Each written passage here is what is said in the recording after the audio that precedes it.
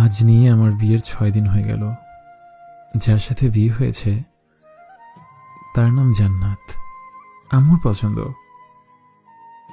আমার কোনো প্রেমের সম্পর্ক ছিল না, তাই আম্মু নিজে আমার জন্য মেয়ে দেখেছেন। এখন রাত 1:56 বাজে। হঠাৎ ঘুম ভেঙে গেল। চোখ খুলে দেখি জান্নাত আমার দিকে তাকিয়ে আছে। আমি হঠাৎ ঘুম থেকে উঠেছি, তাই ইতস্তত বোধ করছে। আমি জান্নাতের দিকে তাকিয়ে মুচকি হেসে বললাম, কি দেখছিলে?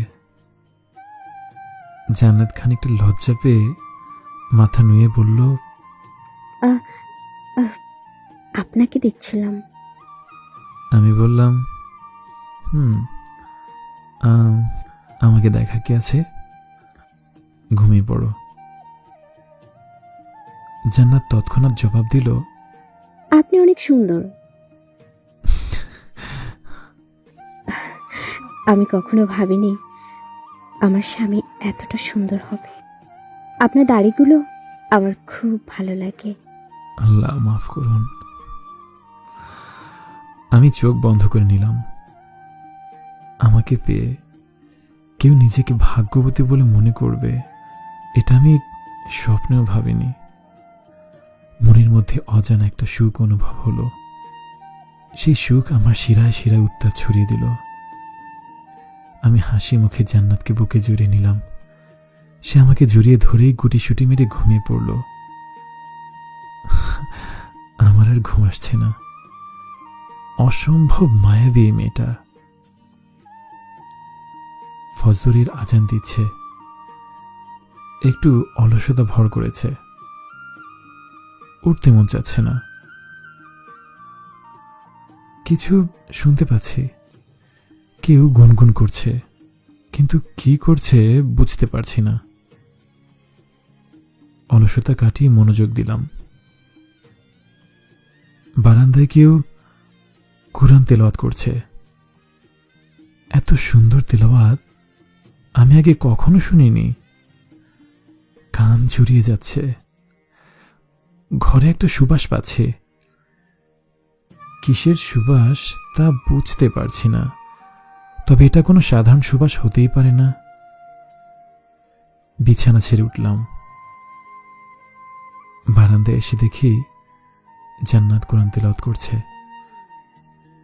আমি তার পাশে বসলাম। বারান্দার গ্রিল দিয়ে হালকা বাতাস বইছে। আমি জান্নাতের পাশে বসে কোরআন তেলাওয়াত শুনছি। জান্নাত কেবল একবার আমার দিকে দেখল। কোরআন পাঠ শেষ করে আমাকে বলল, নামাজ পড়ুন। আমি জান্নাতের দিকে তাকিয়ে আছি। কিছু একটা তো আছে মেয়ের মাঝে। জান্নাতকে বললাম, এত সুন্দর তেলাওয়াত আমি আগে কখনো শুনিনি। প্রতিদিন সকালবেলা তুমি কোরআন তেলাওয়াত করবে।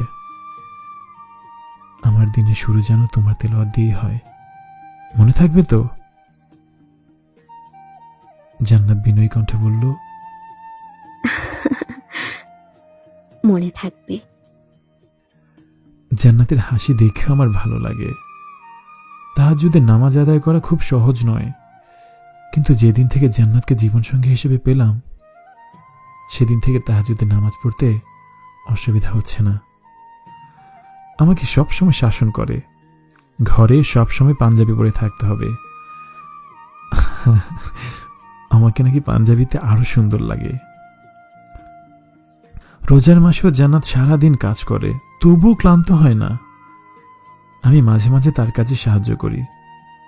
উদ্দেশ্য তাকে খুশি করা। ইসলামের প্রায় সব ইবাদতই আমার অভ্যাসে পরিণত হয়েছে। আমার এলোমেলো জীবনটা খুব যত্ন নিয়ে গুছিয়ে দিল জান্নাত। মাঝে মাঝে আমার মনে হয় আম্মু আমাকে এক টুকরো জান্নাত ইহকালে এনে দিয়েছেন। শুয়ে শুয়ে ভাবছি, অনেক আশা আছে জান্নাতকে নিয়ে পরের বছর হজে যাব। এখনো বলিনি, হজের টিকিট কনফার্ম হলে হুট করে ব্যাগ গুছিয়ে বলবো, চলো মক্কা যাব, হজ করব এক্ষুনি, এই মুহূর্তে। তখন জান্নাত কতটা খুশি হবে, কতটা অবাক হবে, সেটাই ভাবছি।